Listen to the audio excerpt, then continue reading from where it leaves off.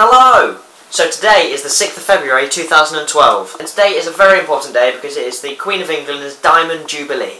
Kind of, because it's not the actual official, 60 years since the coronation of the Queen, but it's 60 years since the death of her father, King George VI. If you don't know everything about kings and queens of England, that's okay, because I've got a little ruler here that explains it all.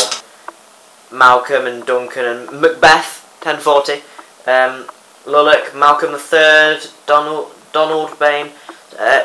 It keeps on going down. Kings and queens, they keep on going down here. Victoria's somewhere. There's Victoria. Then here we have got George VI and Elizabeth II. Now, the interesting thing about George VI is that he should never have really been the king, and in turn, the Queen should never have really been the Queen. That's not how they planned it all out. Basically, what happened was that the King George VI, his brother, Edward VIII, was supposed to be king.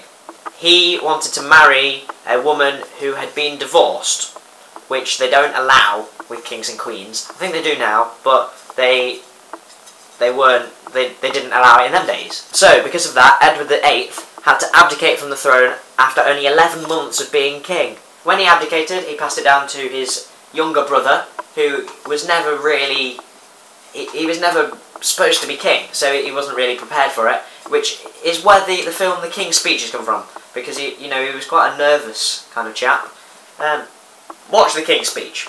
Anyway, long story short, he became the king. He had a daughter, Queen Elizabeth, and she became the queen in, 60 years ago. So that's brilliant.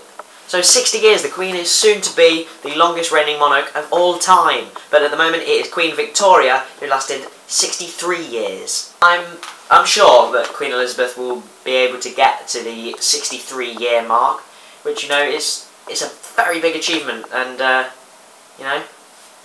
I'm sure she'll get there. That'll be good. That'll be a good celebration. But for now, 60 years is a massive achievement. Good on you, Lizzie.